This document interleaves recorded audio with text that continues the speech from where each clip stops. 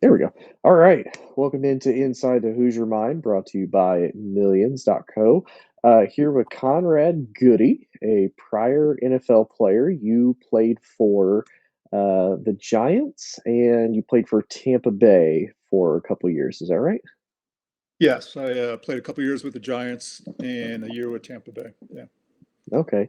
And then you turned actor and screenwriter. So you went from being on scene to even behind the scenes. You did a little bit of everything while you were there.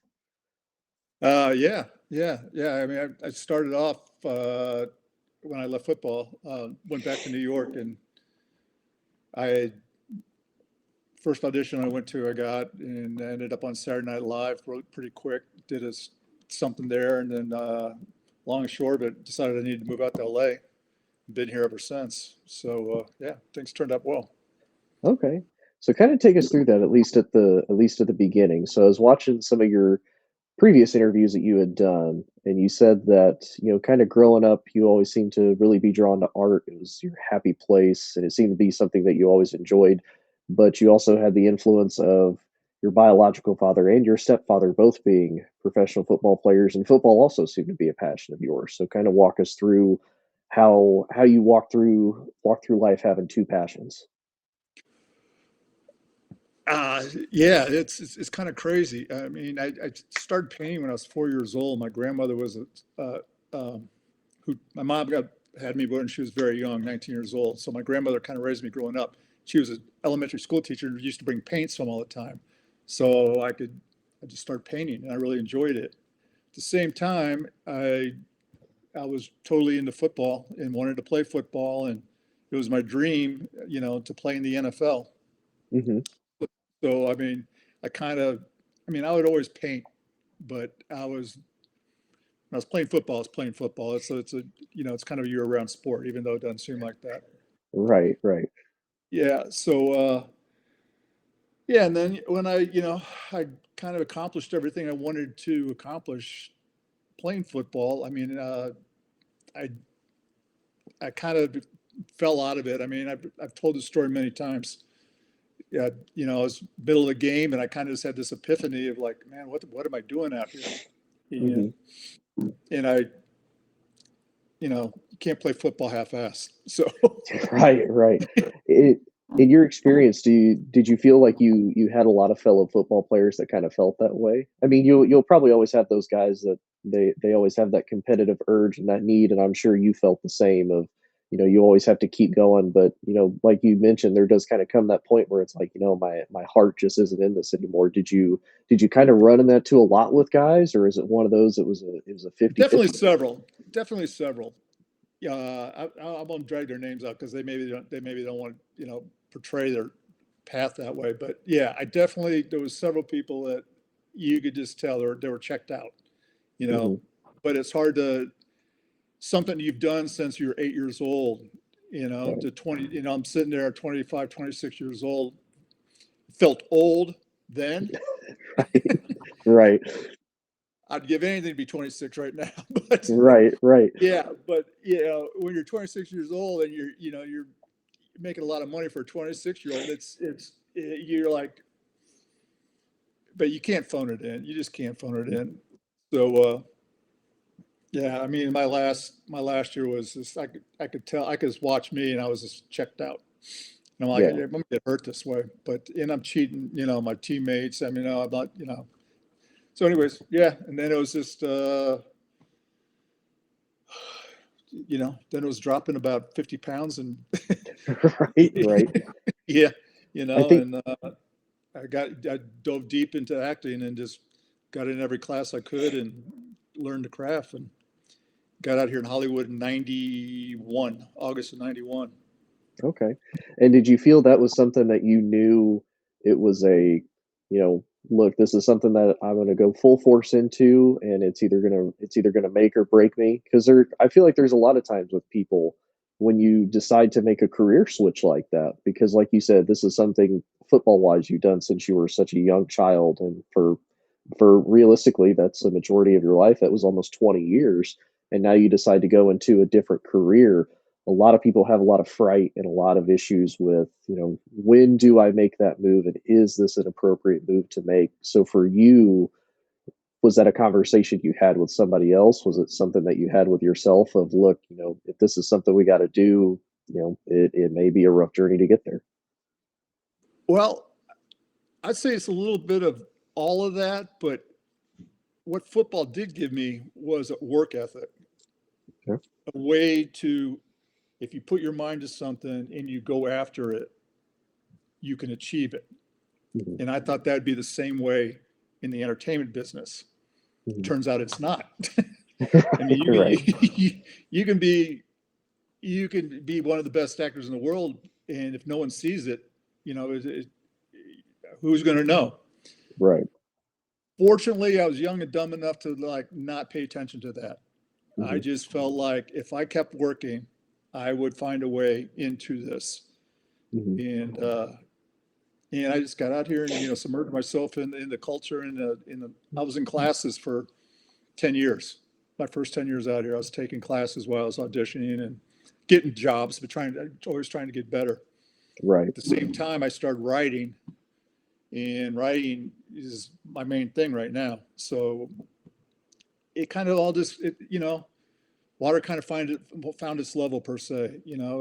I'd get hot in one thing, uh, do a couple films, and then I'd have an idea, and then I'd write something, and then a couple things have gotten made. A lot of them got options, so you don't know it doesn't get made, but you get Mhm. paid for it. So Right. you know, I've been fortunate. I've had a good life out here.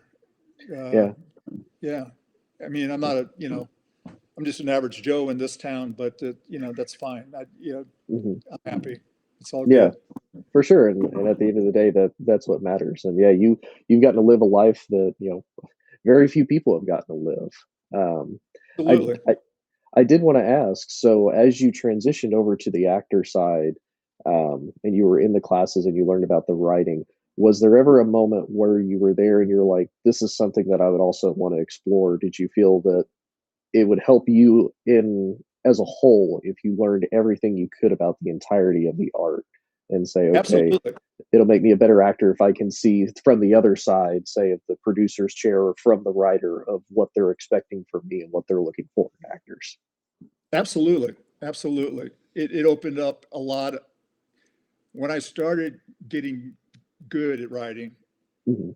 it really, and I could understand why things are written a certain way for, in a scene and how to draw out the tension and, you know, st- yeah, it really, and then when you, as an actor and you see that on the text, it's easier for the actor, like, okay, I know what we're trying to get done here. The better the Mhm. writing is, the easier it makes it.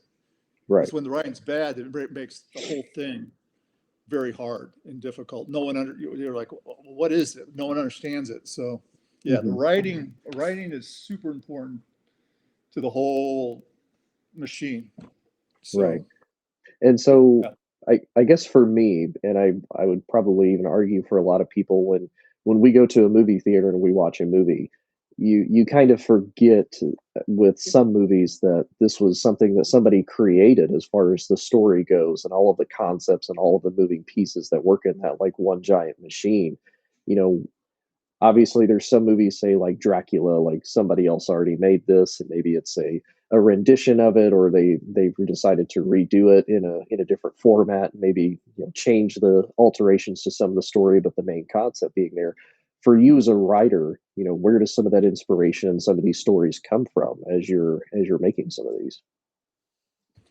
oh, good question. Some of it comes from past experiences. I may have done something and it just kind of triggers like, oh, this would be interesting. Hmm. And if you like, I write every day, Hmm. and usually when I write every day, it's ideas Hmm. that I don't want to forget. So I have Right. notebooks of this stuff, of ideas, Hmm. and then all of a sudden something just clicks, and I can go back to it, and I find it, and it may be one sentence. It's a whole movie. It turns into a Right. whole movie. Mhm. I mean, it started. I wrote this one script called "A Role to Die For." It's when like you know what the star meter is, the IMDb star. They rate the Yeah. stars. Mhm. How do you rate stars? I mean, Right, but anyways, right, right. and I have a good friend of mine, actor MC Gainey, old character actor, has been in everything. We met back in '93 in the desert, and we've done like 6 movies together. And so when Mhm. the Star Meter came out, he was complaining all the time. He's about a decade older than I am about, he was complaining about, he disliked it when you had to go and pick up your sides, come home, study them all night before you went on the audition. Well, now they're text, email to you, boom, you have them, and you do it at home in front of a Right. camera. He hates Mhm. that. He wants it the old way. So he's kind of Mm. like this old Luddite. And I started thinking about it. I go, there's a movie here. Here's this old guy fighting the system about how it's just passing him by. Mhm. And all of a sudden, 7 people died trying to get this great part that his Mhm. writer friend, which was me, is writing the story about all these people dying around him. Mhm. And and he's getting accused. Anyways, so this one little idea about him complaining turned into this whole big movie that almost got made about 5 times. Wow. And just, and then for some reason we couldn't get it over the finish line. Okay. So anyway, but it's sold 5 times and that was fine. And, but it would have been great to get it made. But to answer your question, yeah, it's just a single idea all of a sudden and it just sparks something and you just roll for So me. then so then as a writer, when you make something like this movie, because it sounds good, to me it would be I would almost picture it like, the an old Hollywood star has to try to adjust to the new generation of Hollywood and how Hollywood is now. Um, you know, who do you go to pitch these to, and who do you go to sell these ideas to? Of like, hey, I have this really awesome idea. What do you guys think? Is it previous connections that you've made through your time in acting? Well, many years I had a writing agent in Okay. the, and then they would submit it, what's called a lit agent. So Hmm. they would submit it. And then if you're with someone for about 5 years, it seems like a long time. Hmm. And, things roll over and then, you change. If it's not working, if you're not selling something, they want to change it up. So I've had different lit agents over the past, I've been here 35, 36, 91. So whatever, yeah, 35 years, almost 35 years. yeah, 35, 36 years. So Hmm. I've had at least a half a dozen writing agents, and you get frustrated with each other and you don't change. So, Right. Right. and then that, and then I'm at a certain point right now that I know a lot of people in the business. So do I need a writing agent? I can usually call a producer or Hmm. someone and, say, hey, what do you think? And they Yeah. will definitely either their two Hmm. bits, like Right. crap or yeah, this one, Hmm. get feedback. And like I've been working with Jonathan Banks for the last 10 years. Uh, we've been writing a project called The Damage. He came out, he was in my movie Watercolor Postcards we did in 2012 and we had a great time on it. And he came out to me after, he goes, hey, you want to write something with me? Sure, what? He goes, 2 old hitmen on their way to their last job. 2 washed up hitmen. Hmm. I'm 6'5", Jonathan's about 5'8" on a good day. And and he goes, us standing next to each other is a funny dynamic, but Hmm. it was a very serious movie. Right. Yeah, we've sold that. Well, we've optioned it at least 3 times, I think it is. Hmm. So, and we're still trying to get it made someday Okay. before one of us taps out, hopefully. So how often does that usually happen in the business of, you as a writer, you pitch these ideas, and like you said, you've pitched them several times, is there say a timeline, or is it honestly just depend on maybe the producer who catches it and they're just like, we got to make this right now kind of thing? Totally, totally. It's just right time, right place, the right person, and you never know when that's going to be. Hmm. Uh, yeah, the only time I've actually gone out with a project with an agent was, well, twice. twice. I wrote a project with John Cusack back in the day about my football days, and he wanted to Okay. play a Jim McMahon character. Ah, And okay. this was like way in my early days in Hollywood, and so I wrote something with John Cusack, and he was with William Morris at the time, and William Morris gave it to Oliver Stone.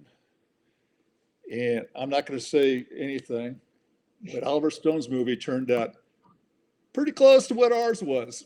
Oh, okay. Okay. So, So so without any accusations or anything like that, yes. is that something that's also common in the business of, writers may not share everything with each other, but they'll pick up or they hear something via connection or they'll see it and they're like, ah, maybe if I just add my own little tweaks to this, I'll make it and see what happens with it. Yeah. Yeah. Especially when you have some clout, you know. So anyway, yeah, we Okay. had sold it. We had sold it. So we made some money but it'd been great to have that one made. That was my early days out here too. So Yeah, for sure. So yeah. what would so what would you say has been your and it may have evolved or it may have stayed the same. What has been one of your biggest struggles that you've had, both as a writer and as an actor throughout your time being there? Biggest struggles. Um, well, first it was hard to get in the room. When I Hmm. first started, it was hard to get in any room. You Right. know, because everyone immediately looks at your credits. Hmm. You only have one or two credits, and it's really hard to get in the room. So that's the uphill battle about the first 5 years, Hmm. and the writing is kind of the same way in the sense that I mean you could be a great writer, but who's going to read it? Right. Who are you going to get to read it? Hmm. That's the battle of the writer. Okay. I have a longtime great friend out who is he's been a huge influence on me, a guy named Scott Rosenberg, who wrote Con Air. Okay. And Wow. yeah, yeah. And you talk about sliding doors and stuff like that. I was at an airport. I was going to the Acapulco Film Festival with another actor friend of mine, and Scott Rosenberg was a brand new writer. Well, not a new writer, but he was a young writer then. Anyways, we were on the same plane going down to the Acapulco Film Festival, and Hmm. we ended up hanging out down there for like 4 days, getting drunk on the beach, drinking Coronas. And at the time, I had just shot a film, and my head was shaved, and I had a mohawk, Okay. and I still had football size to me, so I was still like 260 Hmm. with a mohawk head. And he was like, "Who the hell are you?" And I go, Right. I told him who I was. He goes, "Oh my God." He goes, "I'm writing a script about a bunch of convicts who steal a plane. You want to do it?" I'm like, "Hell yeah, I want to do it." Right. And it Right. turned into Con Air. So we've been dear friends ever since. So, you don't know. You don't That's know. And he awesome. taught me a lot about writing. So Mm-hmm. he's a really good writer. He's written some of the best TV shows, and he's been around Mm-hmm. for long. I have kind of always wondered that, and I know as obviously time has evolved, makeup artists have gotten better. There's so many different props and things that you can add to people. I've wondered with some, it's you'll see maybe a movie come out, and then when they do like a walkway or they do like a premiere, they look completely different. Like they've been able to let their hair grow back, or they've shaved if they've had to have like a beard or something like that. How often are you asked as actors to do something like that, like, hey, you're gonna have to shoot this movie, it may be about 6 months and you're gonna have to walk around with like a mohawk for for that 6 months while you do this? Yeah, numerous times. I mean, yeah, a bunch of times. There was a period in the late '90s where I started growing my hair out after that part, after the mohawk, and I Hmm. kept booking. So you don't want to, if you keep booking, don't change it. Right. So I Right. ended up with like long hair, like down to here Hmm. by the end of the '90s, and I was doing a movie called Don't Say a Word with Michael Douglas and Famke Janssen and Sean Bean. Anyways, they dyed and I had a beard about like yours now, Hmm. and I dyed. It was jet black, and so you couldn't. I was pretty much unrecognizable. Right. Right. Gone long blonde hair in a movie right before it, chasing Jared Leto around Seattle, and I went pretty much straight, and then I went into this movie, and Hmm. and after I died, after that movie wrapped, I mean, my hair was like down to here, black beard, and Hmm. I didn't even feel like myself anymore. So I pretty much chopped it all off and started over again. So, Right, right.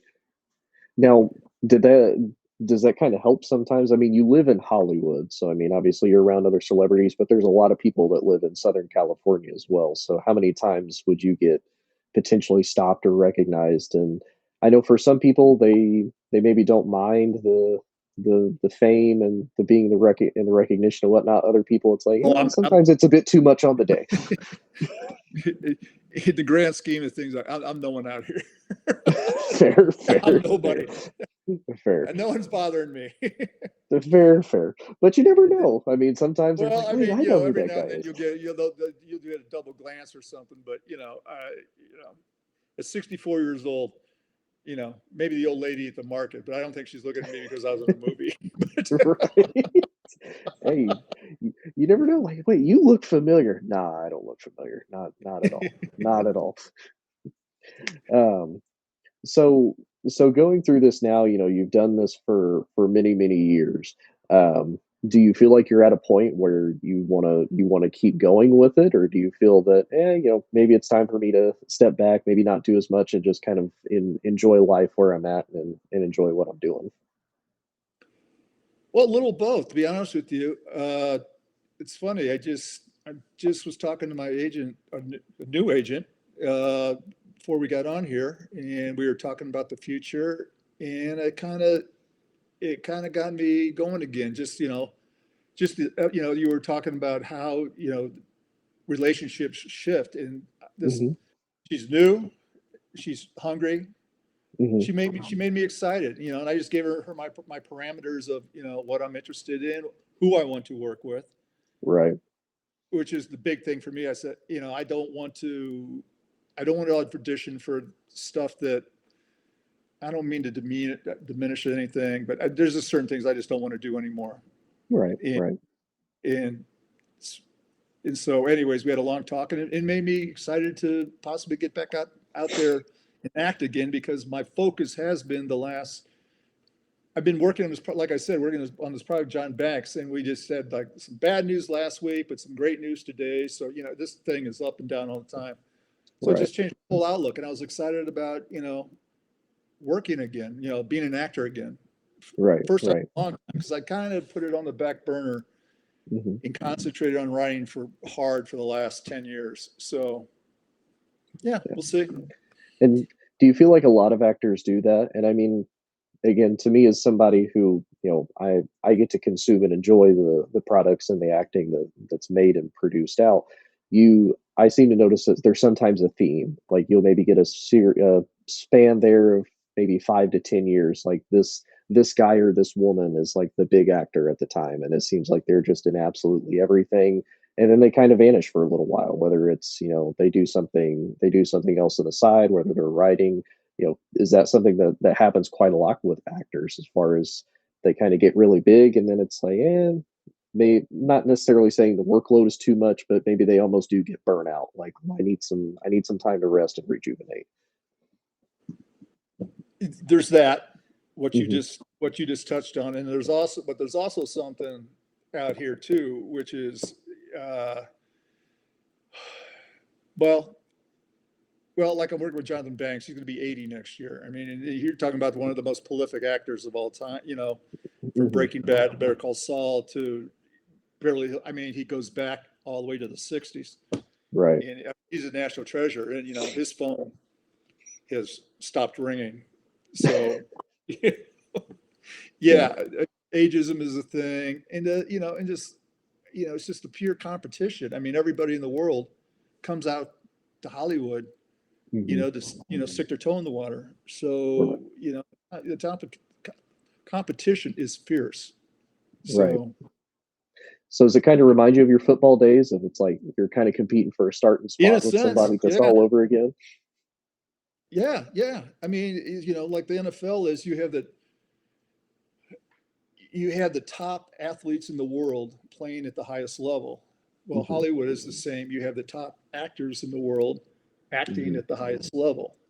Right. So, I mean, everybody wants, in both of those fields, I mean, pretty much every kid wants to put that helmet on growing up. Hmm. Right. Out here, everyone wants that spotlight on them, Hmm. if that's what your deal is. So I picked two fields, yeah, that are highly competitive. You did. Yeah. but but you've done well for yourself. I mean, you again, you're one of the few people that you can say not only have you done it, but you've done it well for the times that you've spent in both of them. Thank Kind of you. another question for you as an actor, because it seems some actors are a little bit more open and vocal with it. We know we recognize some actors for maybe they're only ever in comedies. They're very rarely in like serious roles, or they're only ever in serious roles and maybe they're always a villain. For you as an actor, is that something that some actors try to lean into? Like, this is my niche, this is what I'm really good at, this is what I'm going to try to always, you know, get a spot in doing and just open to that? Or do you feel that there are actors that they try to be a little bit more well rounded in what they do? Well, I'd say once again, it's a combo of both. It's what's out there, uh, Hmm. what materials out there at a certain time. Hmm. Um, and you go through we go through these phases that the rom com was huge for how many years? Oh You yeah, know, long time. know what I'm saying? And so Hmm. you had, how many Matthew McConaughey rom coms did we need? You know, All of them apparently. I know Matthew, he's a great guy. He's a great guy. I'm not, he's really good at rom com, but Right. he had to stop acting and get out of it Hmm. before he went away into Dallas Buyers Club. So they would look at him in a different light. Right.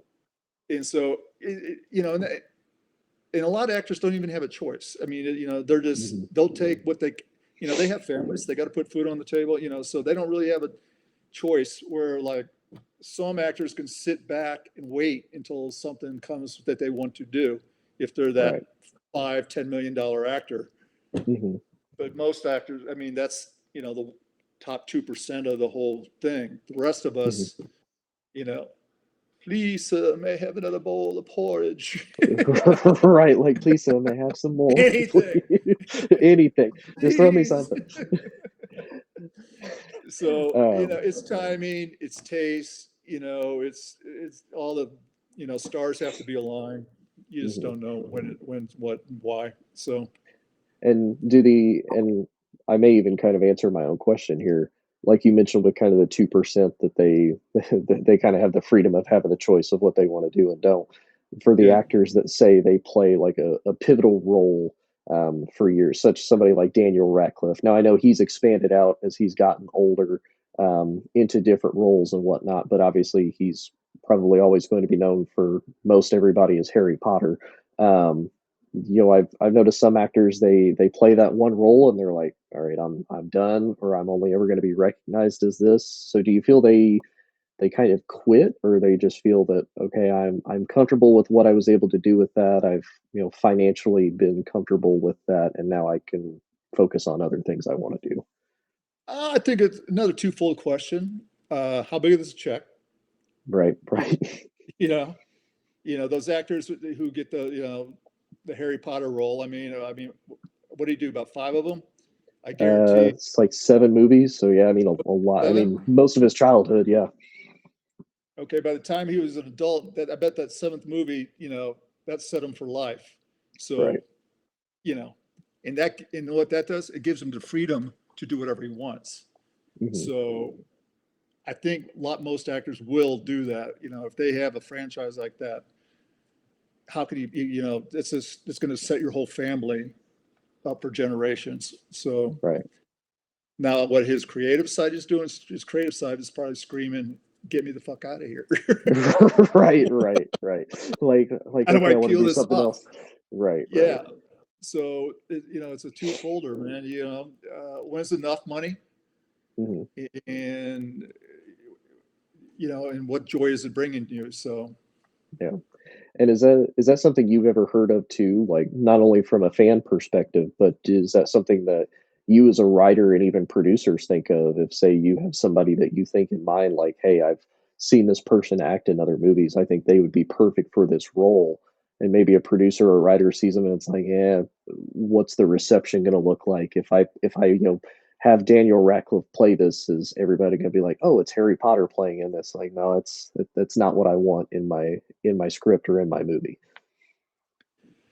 Yeah, there's always that. I mean, yeah, the industry's full of doubters. So, it's kind of, it's not what you did yesterday. What are you gonna do for me today? Kind of thing. A lot of Right. some,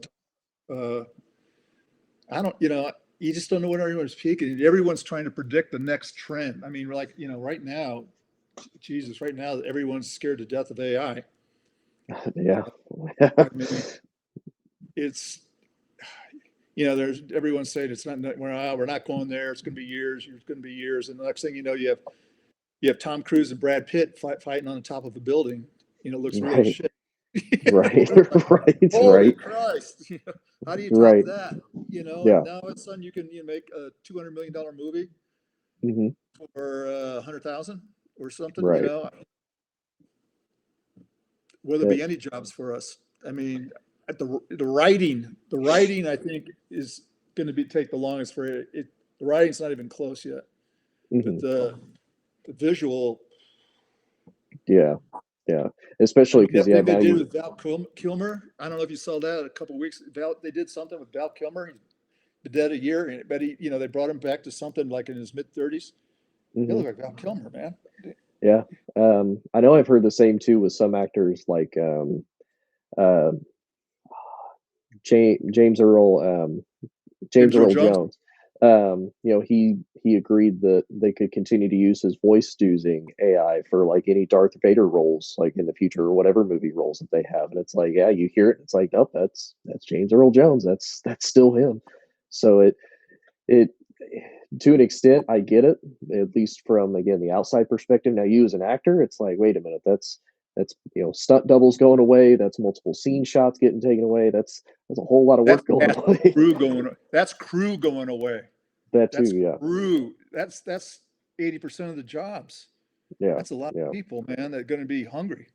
That's Hmm. sad. That's It's sad. very sad. I mean, you can't fight.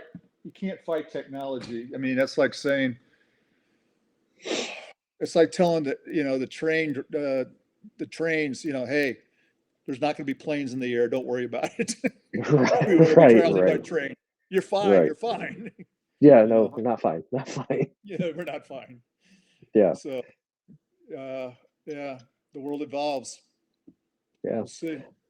We'll definitely see. So what does the future look like for you currently? If you can give us any sneak peeks or any insights into what you're working on or what you're doing currently that you're hoping to really take off and move forward with. Uh, the future's wide open for me right now. Um, like I said, I've been working on this thing with banks for about 10 years. Something fell apart last week, but today we got a call, and this is the beauty of Hollywood. Today we get a call, and it's all wide open again. I mean that they're so, but where it's going to land, I don't know. Right. Like I said, I just started with this new agent. I'm excited about acting again, Hmm. which I haven't been in 10 years. You Right. know, not at all. And so I'm excited about maybe going on auditions again. Hmm. Something I haven't done in over since before watercolor post, so like 2010, so almost 17 years, Yeah. 16, Yeah. yeah, 16 years. So yeah, So I'm excited. I'm excited to still be able to do this. It's an honor to like still be out here doing this long mhm. and you know have food on the table. Right. Right. For sure. Uh, For sure. so And no, it's awesome that you can. And one last question, since you talked about the agent, she's younger, she's hungry. Do you feel a good agent can really also make or break an actor, such as yourself, with something like that, or even as a writer too? Of like, man, maybe they're not feeling it, like you said, maybe a little bit more pessimistic. Maybe you're like, nobody wants to take the gamble, or you you need that gave me optimistic, goosebumps. hungry. You gave me goosebumps. Yeah, yeah. A good agent, and they're few and far between. But a good Hmm. agent can do that, and I could tell by talking to her. She's probably I'm guessing if she ever sees this, I'm guessing, 31, 32, somewhere in there. Hmm. But a good agent can do that, even to an old Yep. guy like me. Hmm. She got me excited about it again because I was ready to go. I, I don't know if I want to audition again. And Right. then she started talking about, she goes, well, who do you like? And I started telling her who I'd want to work with. She goes, those are all doable, Conrad. I'm like, all right. All right. She got me excited. I want to do it again. Yeah. So, I feel like it'd be a whole nother, it'd be a third chapter. Right. Right. So And and who knows? I mean, it's definitely possible. Like you said, it's whoever wants to, hey, let's try to capture lightning in a bottle type thing. So you never know. exactly, exactly.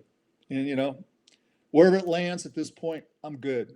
I feel Right. like I've been blessed. I've been lucky, Hmm. to be doing it this long, to have two careers that, I got to the top. Right. So Right. I feel very fortunate, very Well, fortunate. it's awesome, and I appreciate you taking the time to let me interview you and ask you Oh, my pleasure. all the crazy questions. Oh, my pleasure. Yeah. My pleasure. Well, I appreciate it. I wish you the best of luck, and I hope to see you in a few movies here soon. Me too. I hope you see. What's with the LSU, man? How about the Missouri Tigers? Wait, hey, I like Mizzou, so I'll give you a story as to my background. So I was born and raised here in Indiana, but of course, growing up, IU was not the powerhouse football school it is now. My whole family's from Indiana. My whole mother's Oh, side of the really? family. We've had a farm in south of Fort Wayne in Hoagland, Oh, down yeah. by Hoagland, Hmm. since 1883, since we took it from the Indians. Oh, So wow. that long. In fact, we're selling it right now, but unfortunately, but yeah, Yeah. go Indiana. Yeah. So you grew up there too. Yep. I'm from Indianapolis. I grew up kind of in between Wanamaker and Beech Grove, so the southeast side of Indianapolis, if you know where that's at. Um, and believe it or not, growing up in high school, my high school had kind of a mixture of everybody. You had, for whatever reason, a lot of Alabama fans, and the Alabama fans were just always cocky. And I was like, I can't get behind Alabama. I was like, who is Alabama's biggest Alabama. rival? No one likes those guys. Exactly. So it's like, who's Alabama's biggest rival that I could really go for? And it LSU drew to me because growing up, I was always a huge fan of Tigers in general. And then my grandfather and my mom's favorite color is purple. So it was like, well, this would be a perfect fit for me to go with them. And then I actually um, served in the military for 8 years. I finished my time and then decided to start attending LSU online the end of last year to work on my degree. So that's part of why I have the LSU in Hoosier land of all places, if Okay. anything. But Very, I very I cool. do I do like Mizzou though. I'm a huge college football fan as a whole. Like I love everything that there is to talk about with college football. Believe it or not, my podcast is primarily college football based, where I talk about a little bit of everybody. And like you said, the only team I'm really like, I don't really care about them or talk about them as much as is Alabama. Like if they lose, it's a great day in my That's a world good anyway. weekend. It's a great weekend. It's a great weekend. Um, but funny Awesome. enough, one of the guys I work with, who's one of our truck drivers at my job, he's a Mizzou fan. So he and I talk college football quite a bit. So nothing ever against Mizzou by no stretch of the imagination. Awesome. Awesome. Alrighty, sir. Well, again, I appreciate your time. I appreciate you telling me the story. It was a blast. It was fun, and like I said, I hope to see you soon. Yeah, let's do it again sometime. All right, brother. You take care. You too. Bye.